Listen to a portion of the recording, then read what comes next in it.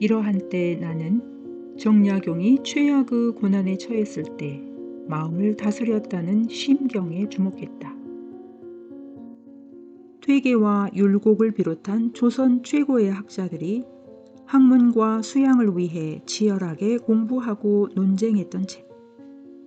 정조를 비롯한 많은 조선의 왕들이 지도자로서의 마음가짐을 바로잡기 위해 읽었던 책들에는 무엇이 담겨 있을까 알고 싶었다. 그리고 마음을 잃어버린 시대에 정말 마음을 채워야 할 것이 무엇인지 궁금했다. 다만 책에는 조금의 타협도 없는 치열한 선비들의 수양과 정진의 길이 담겨 있었다. 맹자가 말했던 잃어버린 마음을 찾는 방법이 담겨 있었다. 욕망과 이익을 탐하는 마음 대신 우리 마음에 진정으로 채워야 할 것이 무엇인지 알려주는 가르침이 있었다. 2500년을 이어온 동양 철학의 지혜도 함께 담겨 있었다.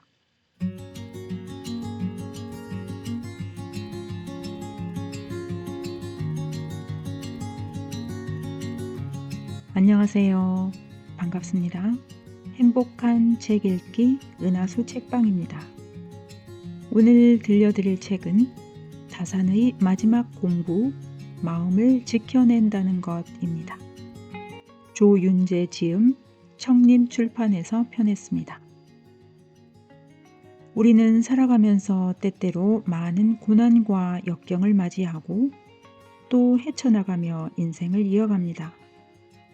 그 고난 한가운데 있을 땐 죽을 것처럼 힘들지만 잘 견디고 풀어내어 극복한 후 뒤돌아보면 그 시절이 우리에게 주는 교훈이 있고 메시지가 있음을 느끼게 됩니다.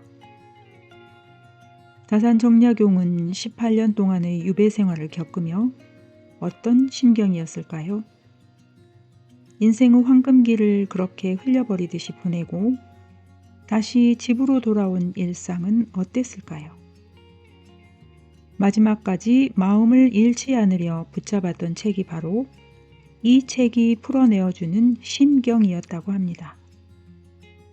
송나라 학자 진덕수가 편찬한 책으로 맹자는 여기에 잃어버린 마음을 찾는 방법이 담겨 있다라고 했습니다.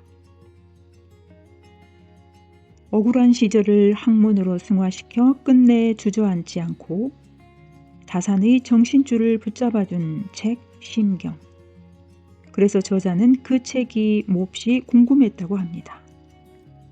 지은이 조윤재님은 삼성 영상사업단에서 근무하셨고 이후 출판계에 입문하여 책을 만들고 쓰시는 고전 연구가입니다.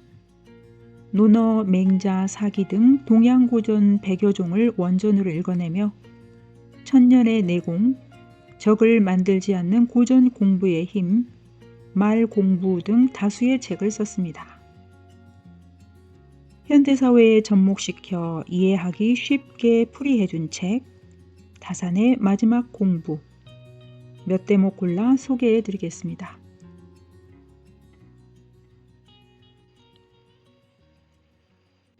시작하는 글. 다산은 정조 임금과 함께 조선 후기 개혁을 이끌었지만 정조 사후 무려 18년간의 유배 생활을 겪어야 했다. 심지어 유배 초기에는 받아주는 데가 없어서 가난한 떡장수 노파의 비좁은 집에서 뒷방 생활을 했다고 한다. 바로 이러한 고난의 시기에 다산은 소학과 심경에 심취했다. 국왕 정조의 가장 총애받는 신하였지만 해족이 되어 유배 생활을 감내하던 고난의 시기에 다산은 심경, 즉 마음의 경전을 펼쳤다. 또한 평생을 두고 궁구했던 학문의 끝을 심경으로 매듭을 짓고자 했다. 그리고 앞으로의 남은 삶 역시 마음을 다스리는 일에 힘을 다하고자 했다. 마음을 다스리는 일이 고난을 이겨내는 힘이며 학문의 끝이자 결론이라고 노학자는 말하고 있는 것이다. 역경과 곤궁은 호거를 단련하는 도가니와 망치다는 책은담에 실려 있는 글이다. 맹자는 더욱 상세하게 설명하고 있다. 하늘이 장차 그 사람에게 큰 사명을 내리려 할 때는 먼저 그의 심지를 괴롭게 하고 뼈와 힘줄을 힘들게 하며 육체를 굶주리게 하고 그에게 아무것도 없게 하여 그가 행하고자 하는 바와 어긋나게 한다. 마음을 격동시켜 성질을 참게 함으로써 그가 할 수 없었던 일을 더 많이 할 수 있게 하기 위함이다.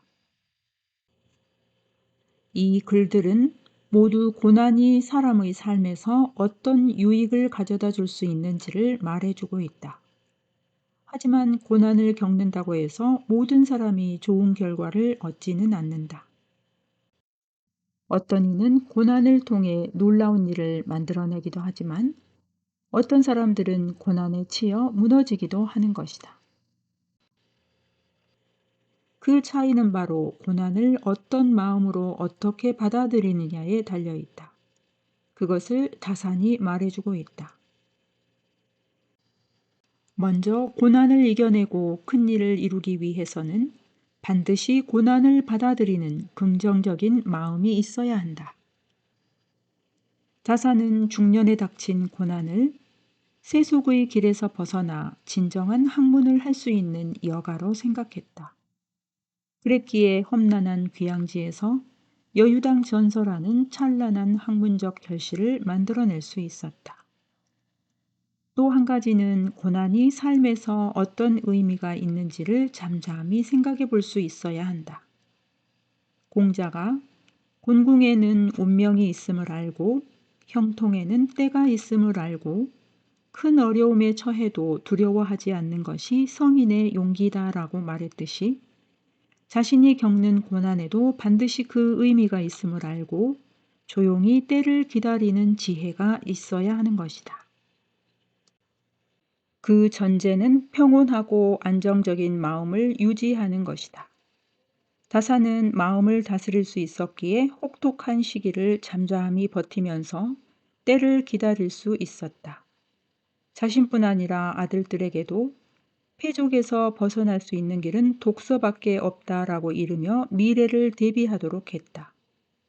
그 힘이 된 것이 바로 마음의 경전 심경이었다. 다사는 심경을 읽고 연구하며 자신의 생각과 마음을 다스렸다.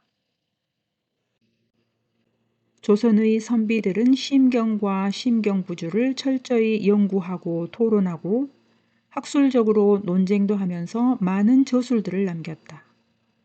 다산의 심경밀험 역시 그중 하나다. 또한 조선의 국왕들 역시 심경을 통해 군주로서의 마음가짐을 바로잡았고 신하들과 함께 연구하며 귀감으로 삼았다. 현대인들은 마치 마음을 어딘가에 잃어버리고도 잃어버린 줄도 모르고 살아가고 있는지도 모른다. 마음을 잃어버렸다는 것은 곧 자아를 상실한 것과 같다. 마음은 곧 자기 자신이기 때문이다. 마음을 잃고 상처를 받았기에 사람들은 작은 일에도 분노한다. 그리고 분노를 절제하지 못한다. 또한 끊임없이 무엇인가를 찾고 있지만 가져도 갖지 못해도 만족하지 못한다. 갖지 못한 사람들은 불투명한 미래 때문에 불안하다. 사회의 불평등과 공정하지 못함에 분노한다.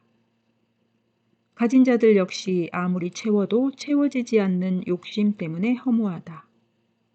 아무리 많은 것을 가져도 마음이 공허한 것은 가진 것들이 진정한 가치를 지닌 것이 아니기 때문이다. 또한 온전한 자신의 모습을 바라보는 것이 아니라 다른 사람과 비교된 자신을 바라보기 때문이다. 무엇보다도 힘이 드는 것은 결코 채워지지 않는 마음의 결핍이다. 외로운 것이다. 마음은 그 누구의 것도 아닌 바로 나, 우리의 것이다. 그 마음을 붙잡는 것도 나 자신이며 잃어버리는 것도 바로 나인 것이다. 잃어버리기는 쉽지만 설사 잃었다고 해도 다시 찾아오면 된다. 옛 선비들이 했듯이 치열한 공부와 수양은 할 수 없을지도 모른다. 단지 마음을 두드리는 글을 읽으며 작은 깨우침을 하루하루 쌓아간다면 잃어버린 줄도 모르고 있었던 마음이 나도 모르게 되돌아올 것이다. 그 시간은 생명이 되살아나는 시간, 평단지기의 새벽 시간이면 더할 나위가 없겠다.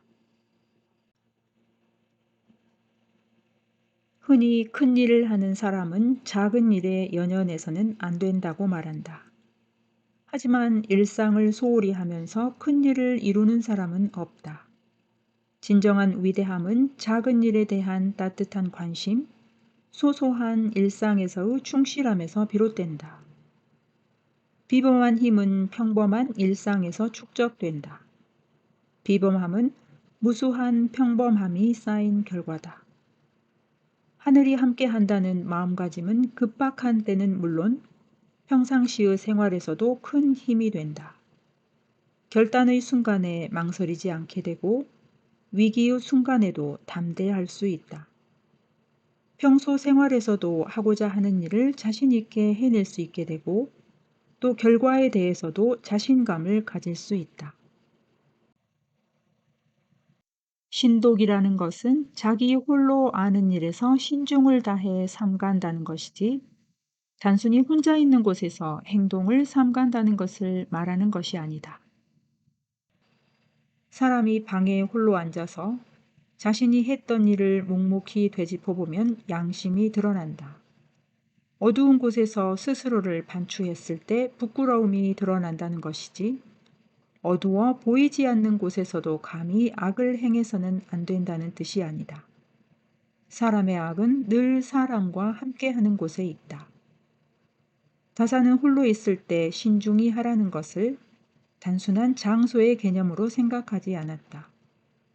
혼자 있을 때 단정히 하는 것은 마음 공부를 하는 사람으로서 당연한 것이고 오히려 사람들과 교제하면서 다른 사람이 모른다고 해서 해를 끼치고 악을 행했던 일은 없는지 혼자 있을 때 돌이켜 생각해 보라는 것이다. 다사는 진정한 신독이란 자신만이 알 수 있는 스스로의 마음을 깨끗이 하고 신중하게 다듬는 것이라고 말한다. 특히 다른 사람과의 관계에서 속이고 피해를 주는 행동을 하면서 겉으로는 깨끗한 척하는 가식을 경계했다. 흔히 사람들은 다른 사람이 볼 때는 체면과 평판을 생각하지만 보는 눈이 없을 때는 양심을 저버리는 행동에 눈을 감을 때가 많다. 하지만 숨은 것보다 더 잘 드러나는 것이 없으며 미세한 것보다 더 잘 나타나는 것은 없다는 중용의 가르침처럼 언젠가는 결국 드러나고 만다. 그리고 다사는 그 차원마저 넘어서라고 말한다. 남이 보는 것을 부끄러워하는 정도가 아니라 더 엄격한 잣대로 나를 다스릴 때가 바로 진정한 신독이라는 것이다. 삶의 순간순간 마음을 다스리지 못하고 쉽게 흔들리는 것을 자책할 필요는 없다. 오히려 그렇게 휘청대는 것이 당연하다. 단지 하루를 마무리하는 조용한 시간, 차분히 혼자만의 시간을 갖고 스스로를 돌이켜보는 시간을 가지면 어떨까? 신독이란 보이지 않는 곳에서 단정함을 유지하는 태도가 아니다. 어제보다 오늘 조금 더 단단해진 나를 만들어 가려는 간절함이다. 용은 갑자기 나타나지 않는다. 일상을 돌아보며 노력했던 소소한 과정이 쌓인 끝에 태어나는 것이다. 덕은 외롭지 않다는 공자가 말한 덕은 외롭지 않으니 반드시 이웃이 있다라는 구절로 잘 알려져 있다. 논어에서는 덕이 있는 군자는 주위에 상관하지 않고 바른 길로 가기 때문에 외롭게 보이지만 그 덕을 존중해 반드시 함께하는 사람이 있기에 결코 외롭지 않다는 뜻으로 사용했다. 하지만 앞부 구절에서 덕은 외롭지 않다는 말은 한 사람이 가진 덕을 가리킨다. 내면과 외면에서 각각 경과 의와 같은 훌륭한 덕을 가지게 되면 그 덕목들이 함께하기에 결코 외롭지 않으며 점점 더 커지게 된다는 의미다. 또한 다른 덕목들도 점차 모여 함께함으로써 점점 더 성인에 가깝게 되고 자신이 노력해서 무엇을 하지 않아도 저절로 순리에 맞게 두루 통하게 되는 것이다. 노의 선표라는 사람은 평생 열심히 돌을 닦았지만 그의 최후는 호랑이에게 잡아먹히는 것으로 끝났다. 장이라는 사람은 열심히 인맥을 쌓았지만 병에 걸려 죽고 말았다. 이 고사를 들은 공자는 내면으로 숨지 말고 겉으로만 드러내지 마라. 마른 나무처럼 그 중앙에 서라고 말했다. 내면만 열심히 닦은 사람은 세상 물정에 어두워서 망하고 외면만 열심히 꾸민 사람은 올바른 도리에 무지하고 스스로 절제하지 못함으로써 결국 망하고 만다. 공자는 어느 한쪽에만 치우쳐 우스꽝스러운 사람이 되지 말고 두 가지가 모두 뒤처지지 않도록 힘쓰라고 경계했다. 사람은 내면과 외면을 균형 있게 성장시켜야 한다는 것이다. 겉과 속을 같게 하기보다 어우러지게 하라는 것이다. 스스로를 고립시키는 공부는 진정한 공부가 아니다. 맹자가 말했던 호연지기처럼 경과 의는 모두 내면에서 길러지며 점차 쌓여간다. 하지만 내면으로만 숨지 않으려면 이 모두가 사람과의 관계에서 겉으로 드러나야 가치가 있다. 외부와 단절한 채 깊은 수양에 매진하는 것도 나름대로 의미가 있겠지만 세상에서 살아가려면 사람과의 관계에서 조화롭게 표현될 수 있어야 한다. 맹자는 이는 사람이 머물러야 할 편안한 집이고 의는 사람이 걸어가야 할 바른 길이다 라고 말했다.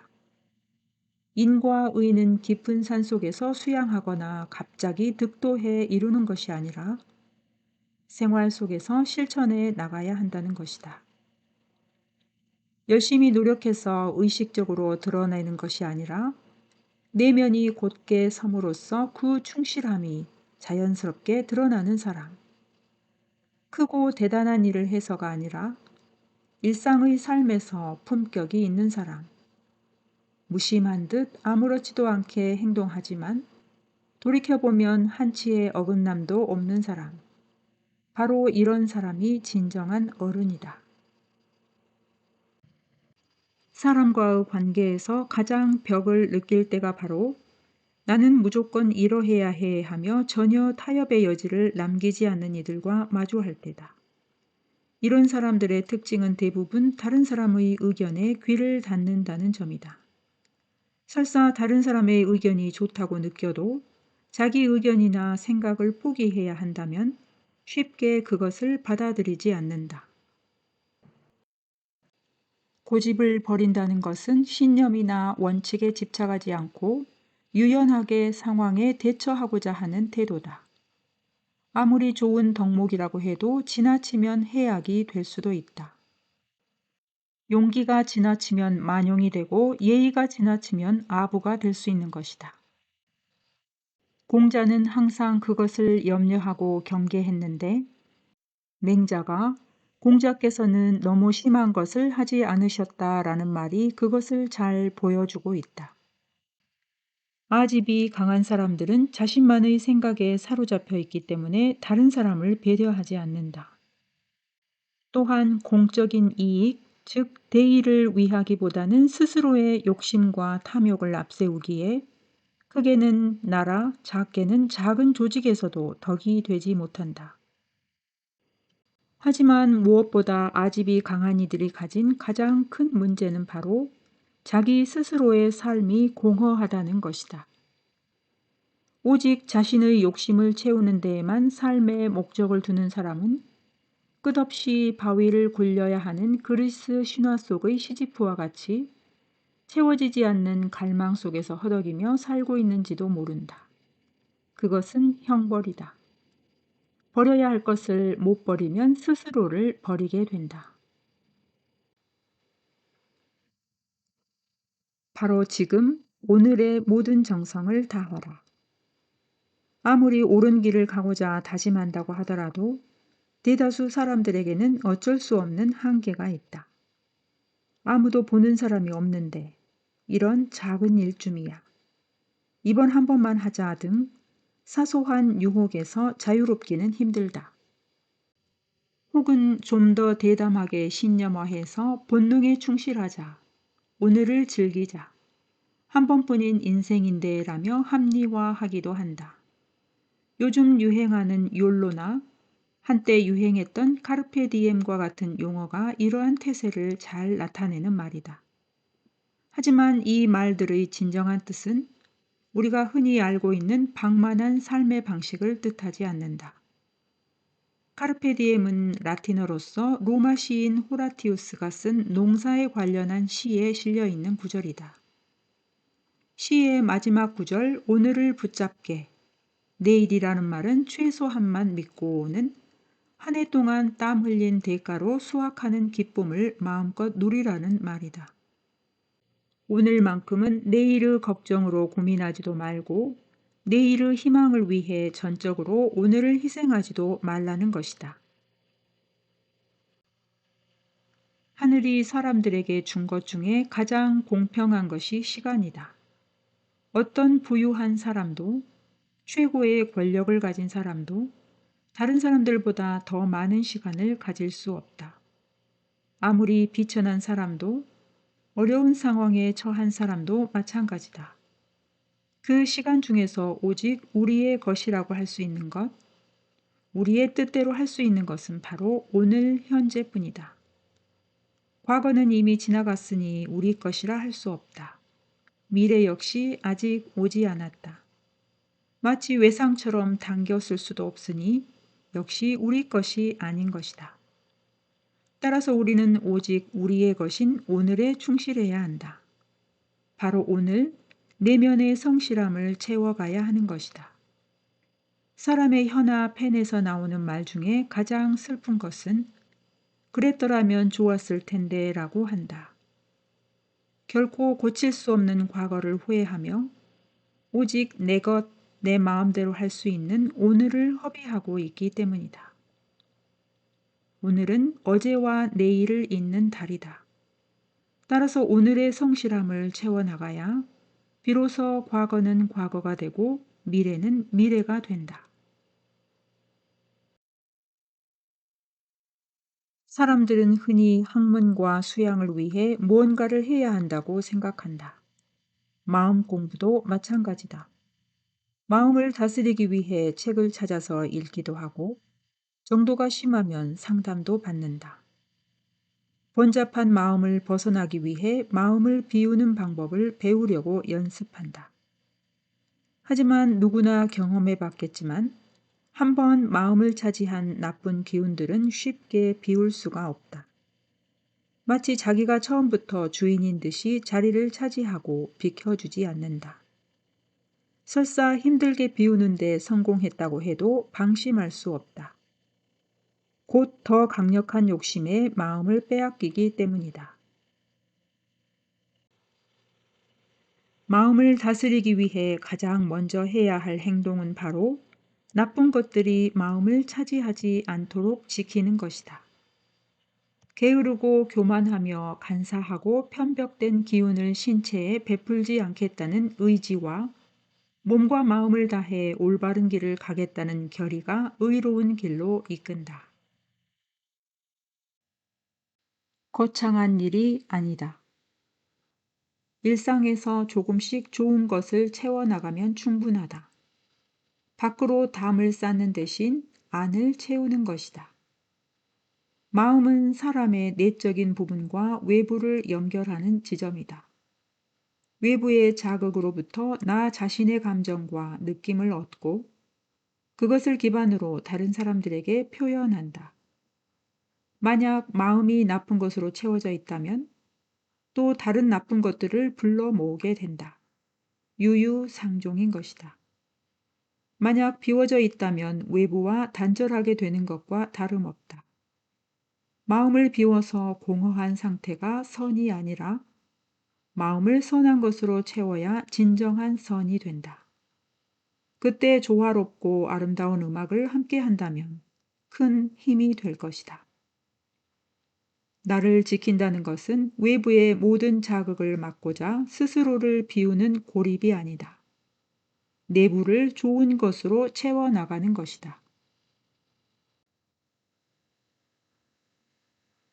사람들은 자기가 머물 곳을 잘 골라야 스스로를 지킬 수 있다.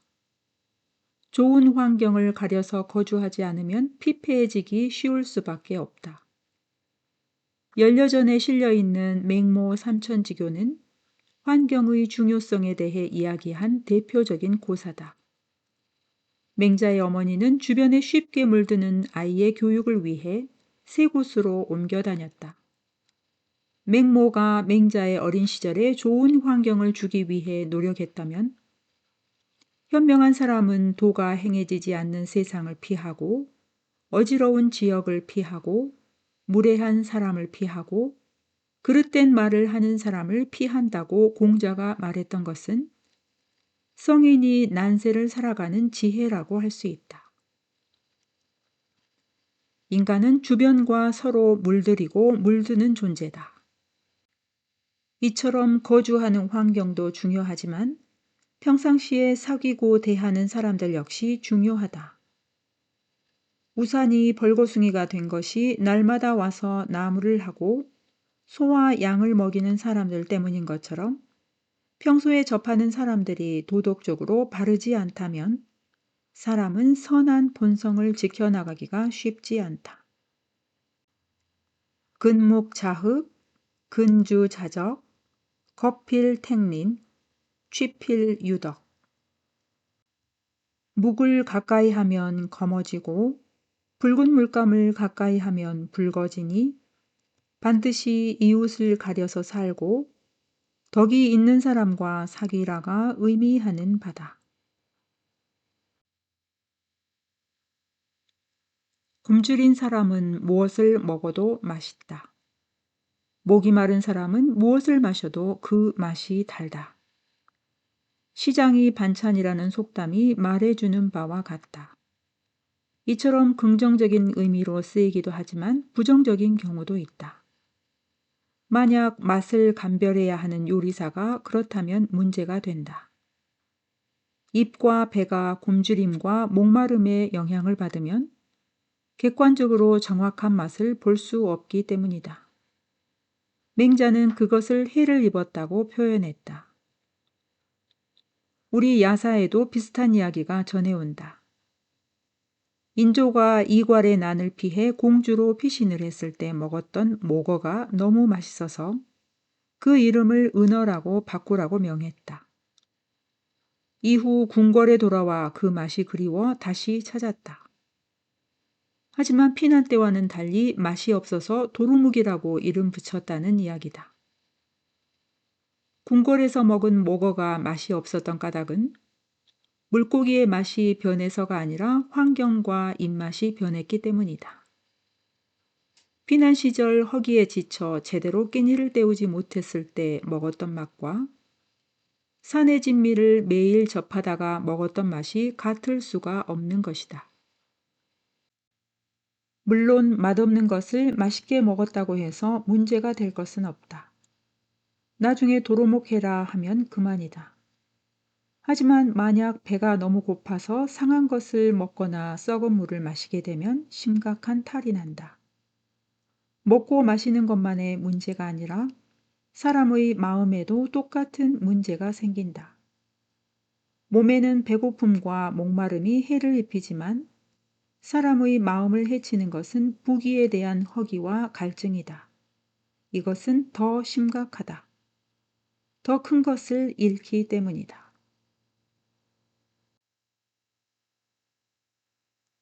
맹자는 사람이라면 누구나 선한 마음을 타고났다고 말한다. 다만 어진 사람들은 그 선한 마음을 지켰고 다른 사람들은 살아가면서 잃어버렸기 때문에 그 마음을 지킬 수 없었다고 한다. 사람이 선한 본성을 지키지 못하는 까닭은 먼저 이욕에 빠지는 마음 때문이다. 처음에는 측은지심으로 선한 일을 하지만 곧 계산하고 비교하는 마음이 생겨서 초심을 지키지 못하게 된다. 여기서 계산하고 비교하는 마음은 이욕에 빠지는 마음이다. 그 다음 이유는 지속성이다. 다산도 누구나 처음에는 성인에 가까운 마음을 가지지만 오래 지속하지 못하기 때문에 악에 빠진다고 말했다. 여기서 지속한다는 것은 중용의 용에 해당하는데 그만큼 중용을 지키기 어렵다는 뜻이기도 하다. 결국 애초 선한 마음을 시간이 지나면서 유지하지 못하게 되는 것이다. 맹자는 이러한 것들 외에 사람들이 쉽게 본성을 저버리는 이유는 큰 유혹에 넘어가기 때문이라고 했다. 사람들은 작은 유혹에는 쉽게 넘어가지 않는다. 아무리 배가 고파도 멸시하며 먹을 것을 주면 먹지 않는다. 심지어 거지라고 해도 그렇게 건네는 동정을 달갑게 여기지 않는다. 선천적으로 타고난 부끄러워하는 마음 때문이다. 하지만 사람들은 만종의 재물, 즉 큰 재물에는 예의 염치를 모두 버리고 덥석 받고 만다. 그 재물의 유혹이 그만큼 크기 때문이다. 맹자는 인간이 큰 재물의 유혹에 쉽게 넘어가는 까닭으로 세 가지를 가질 수 있기 때문이라고 꼽았다. 바로 대궐과 같은 집과 아름다운 처첩들, 그리고 주위의 궁핍한 사람을 도울 수 있는 재력이다. 말하자면 부와 색, 그리고 자비심이다. 이 세 가지 모두를 맹자는 본심을 잃어버린 행위라고 질타했다. 여기서 한 가지 의외로 여겨지는 점이 있다. 맹자는 주위에 어려운 사람을 돕는 자선행위도 유혹에 넘어가는 일이라고 했다. 본성에서 우러나오는 순수한 마음이 아니라고 봤기 때문이다.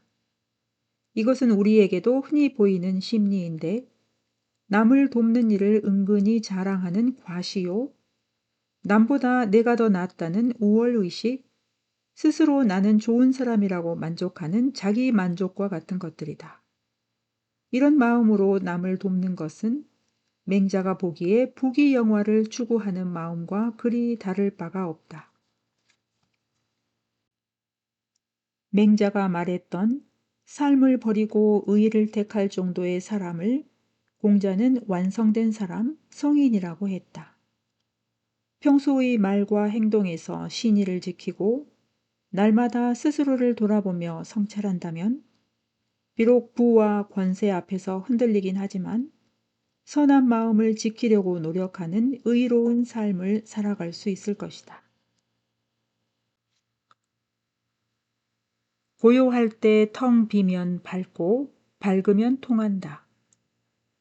움직일 때 곧으면 공명정대해지고 공명정대하면 넓다. 밝아서 통하고 공명정대해서 넓어지면 거의 성에 가깝다고 할 수 있다. 고요할 때 텅 빈다는 것은 마음 그 자체의 상태를 말한다. 고요하고 평온해서 세상의 그 어떤 곳도 틈타지 않은 상태가 되면 하늘의 이치와 통하게 된다. 세상의 이치도 깨칠 수 있기 때문에 어두운 곳이 없이 밝아진다. 바로 중용이 가르쳐주는 바와 같다. 움직일 때 곧다는 것은 마음이 겉으로 드러날 때 의를 기반으로 하는 것이다. 맹자가 의란 사람이 걸어가야 할 올바른 길이다 라고 말했듯이 모든 행동을 바르게 하는 것이다. 그럴 때 모든 행사는 공명정대해지고 사람과 사물에 두루 의로움이 미칠 수 있다. 결국 안으로 밝게 통하고 밖으로 공정하고 넓으면 스스로 완성에 가깝게 될 뿐 아니라 세상 사람들의 존경과 사랑을 받게 된다. 성인에 가깝게 될 수 있는 것이다. 인간으로서의 최고의 경지를 뜻하는 성은 서양 철학의 아레테의 개념과 일맥상통한다. 흔히 탁월함이라고 번역되는데 사물이나 사람이 가지고 있는 탁월하고 유능한 성질을 뜻한다. 좁은 의미로는 인간의 도덕적 탁월성이다. 플라톤의 메논을 보면 소크라테스와 소피스트인 젊은 귀족 메논이 탁월함이 가르쳐질 수 있는 것인가를 주제로 대화를 나눈다. 소크라테스는 특유의 문답법으로 메논의 논리를 철저히 무너뜨린다. 그리고 영혼 불멸과 윤회 사상에 입각해 배움이란 자신의 선험적 지식을 상기하는 것임을 입증한다. 이를 근거로 소크라테스는 탁월함이 인식이라면 탁월함은 가르쳐질 수 있다고 가설에 동의하지만 한 가지 전제를 한다.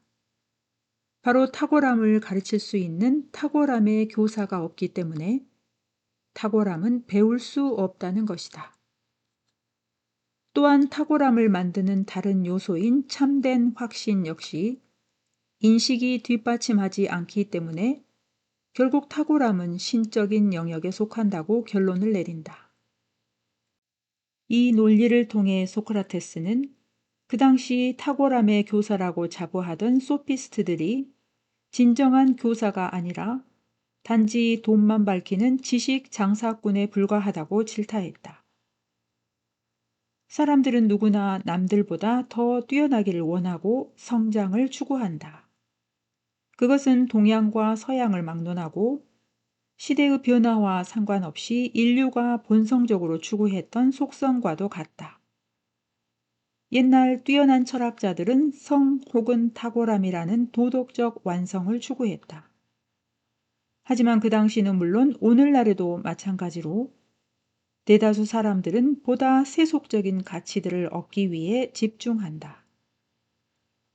이와 같이 생존 경쟁처럼 성공이라는 탁월함을 맹렬하게 추구한 끝에는 대개 허무함이 놓여 있다. 실패해서 뒤처진 것뿐만 아니라 경쟁에서 우위를 확보해 높은 자리에 올라도 마찬가지다. 실패한다면 좌절감과 열등감에 시달리고 성공한다고 해도 언젠가 추락할지도 모른다는 불안감으로 끊임없이 더 높은 자리에 오르려 하는 채워지지 않는 욕망 때문에 마음의 갈증에 시달리는 것이다.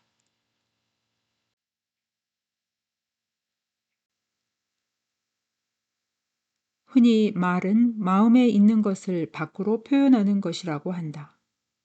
따라서 마음이 격해지면 말도 격해지고 마음이 평온하면 말도 평온해진다. 하지만 정자는 역으로 말하는 것을 제어해야 마음도 평안해진다고 했다. 속마음과 겉으로 하는 말이 서로 연결되어 상호작용을 하기 때문이다. 큰 소리로 대화를 주고받다가 자신도 모르게 점차 감정이 격해지는 상황을 경험해 본 적이 있을 것이다. 그래서 조급하거나 망령되이 함부로 말하는 것만 경계해도 마음도 고요하고 한결같아질 수 있다고 보았다. 정자는 말이란 축이 곧 모든 일의 중추이므로 반드시 신중하게 해야 한다고 말한다. 말은 싸움을 일으키기도 하고 우호를 낳기도 하며 길흉과 영욕을 모두 불러온다. 지나치게 소홀히 하면 엉성해지고 지나치게 번잡하면 지루하게 된다.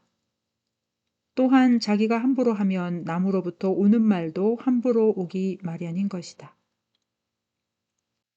이처럼 말이 곧 그 사람이고 말을 통해 사람의 됨됨이를 알 수 있으므로 말은 신중히 해야 한다고 많은 경전들은 말해준다.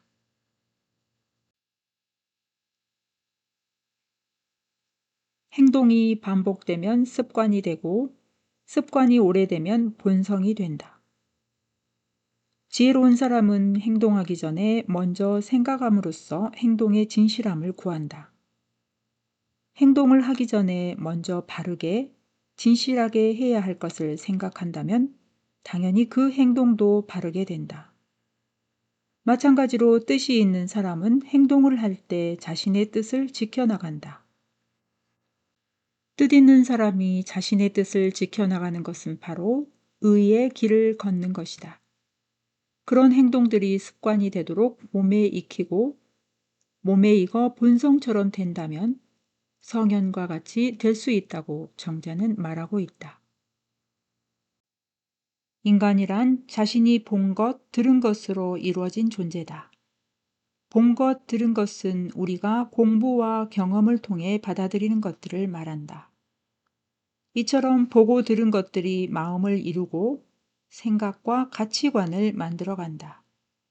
그리고 이러한 마음과 생각과 가치관이 우리의 말이 되고 행동이 된다.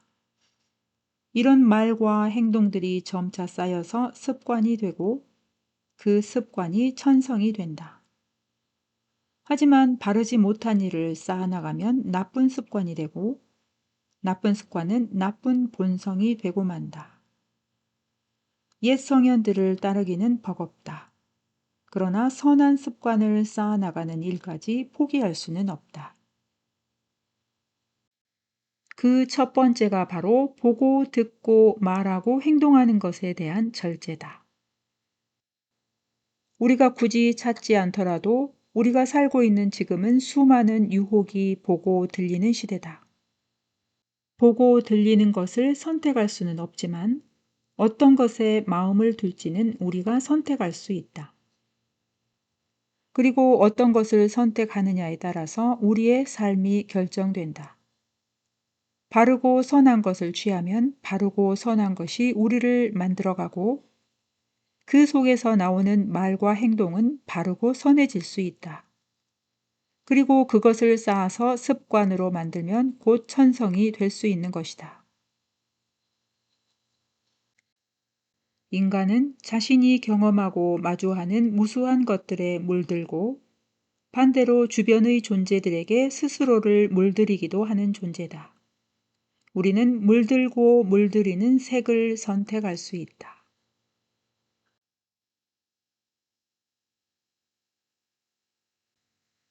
사는 대로 생각하면 인간은 멈춰진다. 아득하고 아득한 천지여, 굽어보고 우러러보아도 끝이 없다. 사람은 그 사이에 지극히 미미한 몸뚱이 하나 갖고 있으니 이 몸의 미미함은 마치 큰 창고의 한 톨 나달에 불과하다. 그래도 하늘과 땅과 함께 삼재의 하나가 되었음은 오직 마음이 있기 때문이다. 예로부터 지금까지 누군들 이 마음이 없었겠느냐마는 마음이 물질의 불임을 당하니 짐승이 되는 것이다. 도저히 가늠할 길이 없는 천지의 크기에 비해 사람 하나는 지극히 작은 존재다. 비록 오늘날 과학이 밝혀낸 것과 같은 끝없는 우주, 아니 아직도 채 밝혀내지 못한 우주의 크기를 그 옛날의 철학자들 또한 구체적으로 알 수 없었다고 해도 이미 충분히 느낄 수는 있었다. 하늘은 신령한 것으로 제쳐놓았다고 해도 태산에만 올라서 봐도 자기 존재의 미미함을 절감했을 것이다. 이처럼 자기 존재의 작음을 인식하고 깨우친 사람들은 철학자로서 인간 존재에 대해 깊은 사유를 할 수 있었다. 하지만 대부분의 평범한 사람들은 오직 자기의 삶을 영위하는 데 집중할 뿐 다른 세상은 안중에 없었다. 오직 나라의 임금을 하늘로 여기고 그가 먹고 입고 사는 것을 보장해주면 그것으로 만족하고 살았다.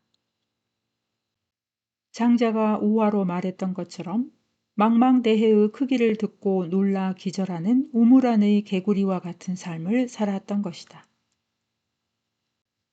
나라의 곡식을 모아두는 엄청나게 큰 창고, 그 안에 끝도 없이 쌓여있는 쌀들 중에 한 톨에 불과한 존재라니 얼마나 미미한가. 더구나 그 쌀 한 톨도 제대로 된 쌀이 아니라 돌핏쌀, 제대로 성장하지도 못한 가라지와 같은 존재라고 하니 말할 것도 없다. 인간 존재의 미미함은 이 외에도 많은 비유가 있다. 넓고 큰 바다 가운데 한 알의 좁쌀을 뜻하는 창해 일소, 9마리 소들 가운데 박힌 털 하나라는 구일모 등이 있지만 이 역시 광대한 우주 속의 인간을 뜻하기에는 상상력이 빈곤하다고 할 수밖에 없다. 하지만 이처럼 미미한 존재인 인간은 삼재 가운데 하나다. 하늘과 땅과 함께 사람이 천하의 가장 중요한 존재라는 것이다. 사람이 삼재 가운데 하나가 될 수 있었던 까닭은 마음을 가지고 있기 때문이다. 삼재의 재는 흔히 알고 있는 것처럼 재능이 아니라 기본, 근본의 의미를 가진다. 즉, 천하를 이루는 근본인 것이다. 맨 위의 획은 하늘, 가운데 획은 사람, 그리고 마지막 획은 땅을 뜻한다. 사람이라면 누구나 가지고 있는 마음 때문에 인간이 소중한 존재가 될 수 있다는 것은 이미 많은 현자들이 말하고 있다. 특히 맹자는 사람의 마음에 관해 깊은 연구와 통찰로 본성을 이루는 4가지 마음을 설파했다. 측은 남의 불행을 슬피 여김, 수호, 옳지 못함을 부끄럽게 여김, 사양, 양보하고 예의를 지킴, 시비, 옳고 그름을 가림의 4가지는 하늘로부터 타고난 선한 본성이고 이러한 본성이 있기에 사람은 귀한 존재로서의 가치를 가진다는 것이다. 동양 철학에서 마음 자체를 논했다면 서양의 철학은 마음을 통한 작용, 즉 생각을 할 수 있기에 사람은 소중한 존재라고 했다. 인간은 생각하는 갈대다라는 유명한 명언이 담고 있는 의미다. 인간은 한낱 갈대와 같이 미약한 존재지만 사유를 하기 때문에 존엄성을 지닌다. 사유를 통해 인간은 자신의 한계와 미약함을 알게 되고 스스로 올바른 도덕성을 지켜나간다. 이러한 주장은 하늘로부터 선한 본성을 받았기에 인간은 존엄하고 또 이러한 마음을 지켜나감으로써 그 존엄성을 유지할 수 있다는 동양 철학과 일맥상통한다. 인간은 하늘로부터 선한 마음을 타고났다.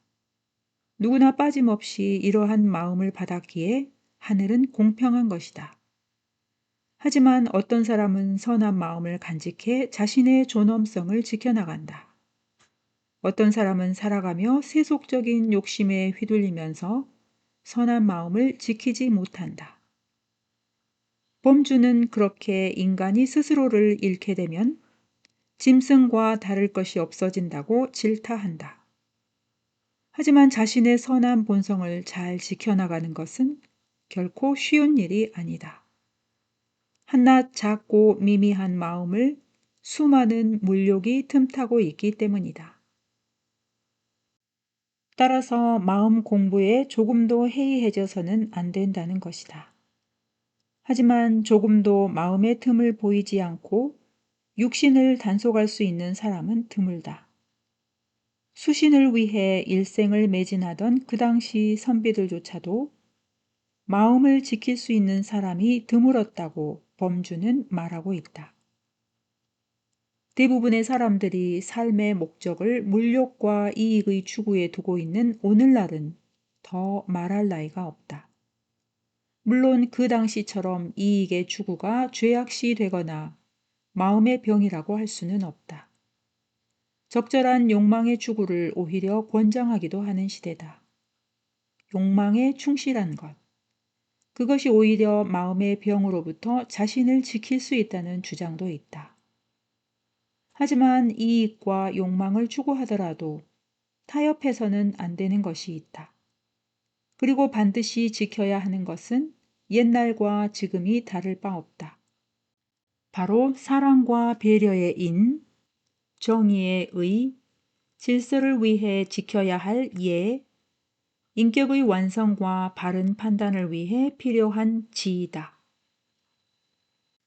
먼저 생각을 통해 올바른 이치를 알고 해서는 안 될 일을 삼감으로써 마음을 굳게 지키고 이를 이루는 데 성실을 다해야 한다.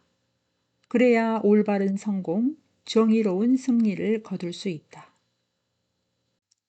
인간답게 살아가기 위해서는 무엇을 해야 하는지 못지않게 무엇을 하지 말아야 하는지를 알아야 한다. 마음을 다스리기 위해 우선 몸가짐부터 정돈하라. 주자가 여기서 가장 먼저 이야기하는 것, 의관을 바르게 하고 보는 것을 엄격하게 하라는 바로 겉모습을 단정히 하는 것이다. 몸이 비록 마음에 의해 움직이는 것이긴 하지만 그 반응은 상대적이라고 할 수 있다. 마음이 맑고 깨끗하면 겉모습이 단정하게 드러나지만 겉모습이 깨끗해야 마음 역시 맑은 상태를 유지할 수 있다. 마음과 몸을 지키는 것은 상대적인 것이다. 이 문장은 논어 요활에도 실려 있다. 제자 자장이 정치에 종사하는 사람은 어때야 합니까? 라고 묻자 공자가 대답했던 말이다. 공자는 정치인으로서 지녀야 할 5가지 미덕을 이야기해 주는데 그 가운데 하나가 위험이 있으면서도 사납지 않은 것으로 그 구체적인 모습이 바로 의관을 바르게 하고 보는 것을 엄격하게 하는 것이다. 올바른 복장과 엄숙한 눈빛은 위험이 있는 이미지를 드러내는 외양이다. 그렇게 할 때 사람들이 그를 보며 어려워하게 되는데 거칠고 위압적으로 하지 않아도 위험을 지키는 모습이다. 마음을 차분하게 해 생활하되 마치 상제를 대하듯 하라는 평상시 가져야 할 마음 자세다. 마치 하늘의 임금을 대하듯이 생활하는 것이니 진실해야 하며 평안하면서도 엄숙해야 한다. 모든 큰 일은 작은 일을 소홀히 함으로써 일어나기에 큰 일을 하고 싶다면 작은 일에 최선을 다해야 한다. 사람의 미래는 평상시의 모습에서 드러난다. 말을 함부로 하지 않고 신중하게 하는 것은 군자의 필수 요건이다. 말은 속에 지니고 있는 뜻을 바깥에 공표하는 것이기 때문이다. 말의 신중함은 머릿속에 있는 뜻과 생각의 신중함이라고 할 수 있다. 말이 가벼운 사람은 그만큼 생각이 가벼운 사람이며 쉽게 말을 어기고 함부로 생각과 의지를 바꾸는 사람이다. 따라서 옛 선비들은 특별히 말의 가벼움을 경계했다. 공자는 심지어 먼저 실천한 다음 그에 따라 말해야 한다라고 말할 정도였다. 동으로 가다가 서로 가지 말며 남으로 가다가 북으로 가지 마라. 이를 당해서는 마음을 보존해 다른 곳으로 가지 마라. 돌로 만들지도 말고 셋으로 만들지도 말라는 것은 오직 마음을 한결같이 해 쉽게 변하지 말라는 것이다. 한 가지 일에 집중하지 못하고 이 일 저 일을 기웃거리다가는 어떤 일도 제대로 마무리할 수 없게 된다. 이것은 수양을 할 때도 마찬가지다. 수양을 할 때는 오직 마음을 안정되게 하고 잡념이나 사욕에 흔들려서는 안 된다. 만약 다른 곳에도 마음을 쓰게 되면 마음이 2갈래, 3갈래로 나눠질 수밖에 없다. 일이나 생활에서 하나로 마음을 두지 못하면 마음이 안정될 수 없고 상황의 변화나 주위의 환경을 제대로 볼 수 없다. 결국 아무것도 이루지 못하게 된다. 진정 위대한 경지는 남다른 것이 아니라 본질에 충실한 것이다. 주자도 마음을 다스리기 위해서는 평범한 일상에서 빈틈없이 또 한결같이 자신을 가다듬어야 한다고 권한다. 도를 얻기 위해 산에 들어갈 필요는 없다. 하루의 삶에서 스스로를 지키고 오늘 하루를 겪으며 만나는 사람들에게서 근본에 충실할 때 도를 이룰 수 있다. 나의 마음이 바뀌면 모든 것이 바뀐다. 모든 것의 시작은 결국 나 자신의 마음에서부터다.